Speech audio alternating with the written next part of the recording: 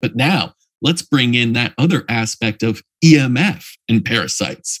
Because listen, I'm sitting around a bunch of EMF emitting things right now. I got my shungite and other things, but still, we all are just bombarded. We don't see these things, but the radiation coming off of electrical devices that basically make up all our lives impact us greatly. I think it was Dr. Mindy Beck, who's a specialist in this, called them bully toxins.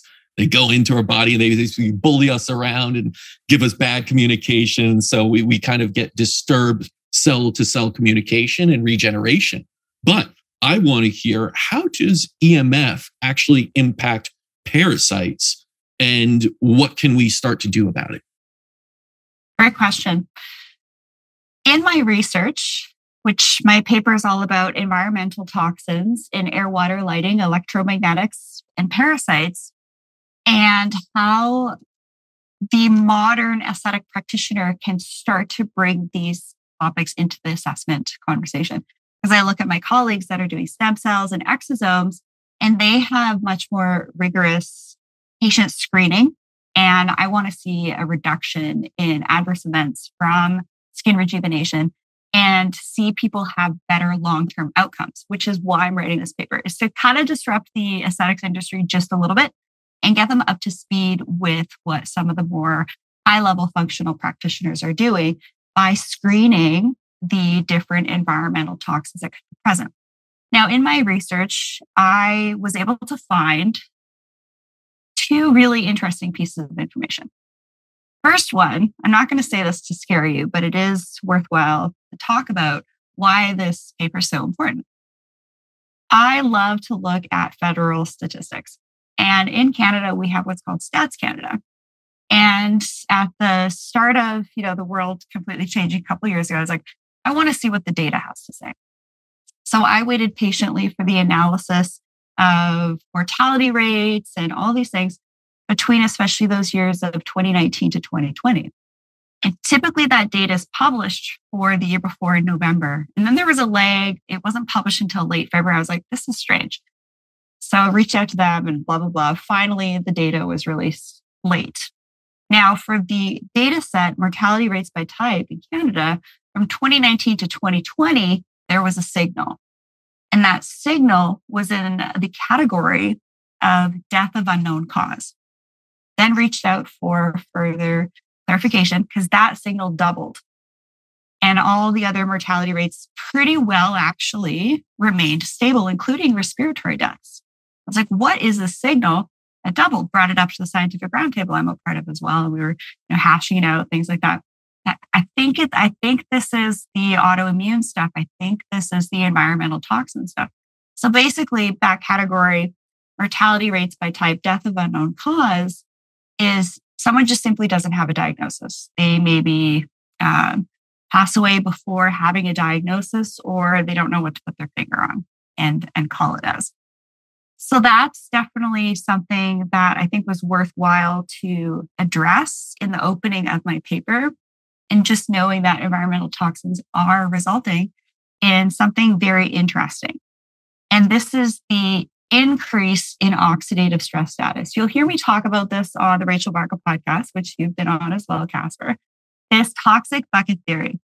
If this toxic bucket gets too full, it'll tip over. You'll have brain fog, you'll have skin disturbances, acne, melasma, accelerated aging, hair loss, hormonal dysregulation, and metabolic dysfunction.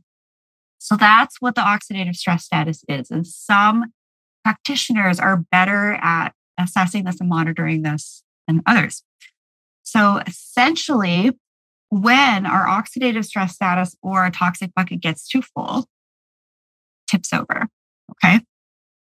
Now, for those of us who have higher levels of toxins in this toxic bucket, that can actually, another piece of research I found in looking at EMFs in the blood and the body, is that when we're more toxic, we can actually become more electromagnetically hypersensitive.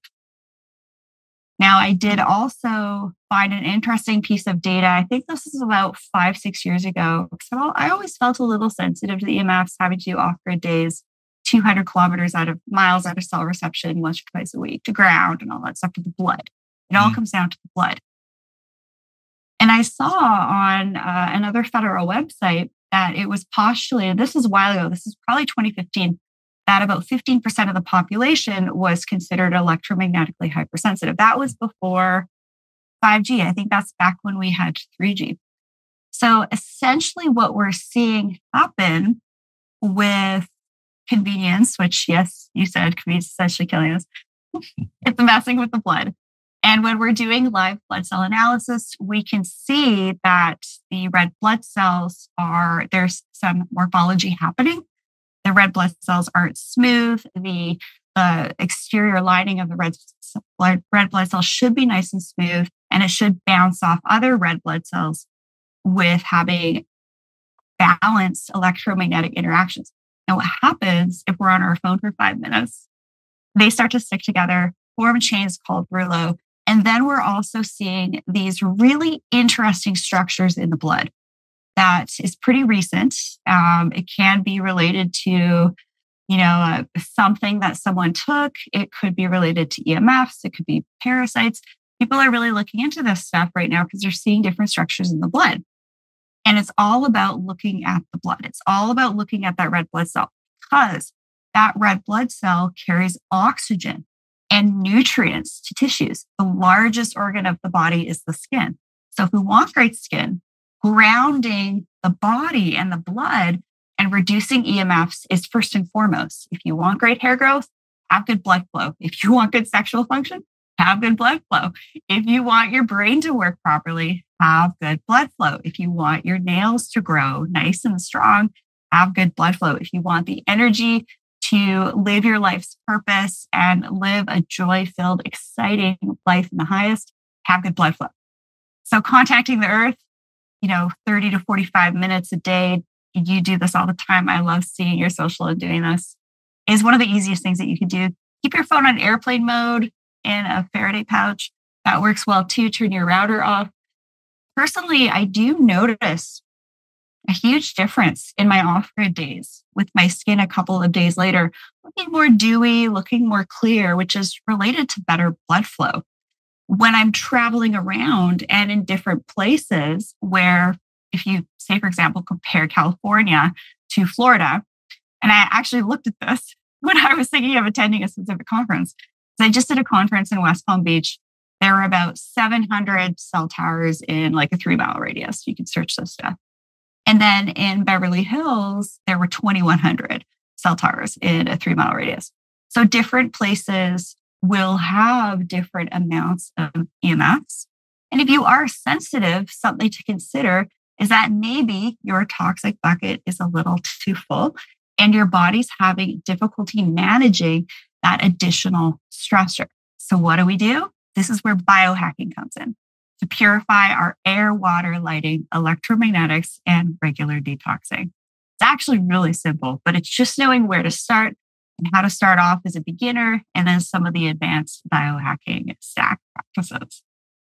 Yeah, there's so many things out there that could help us with this. And we got to understand that each bucket's a little bit different, right? Because we're all unique in our ways to how we handle it, what we were born with those buckets. But no matter what you do, you're getting drops in the bucket. You're just breathing air, you're getting drops in. So you got to be proactive to remove those and limit those as much as possible.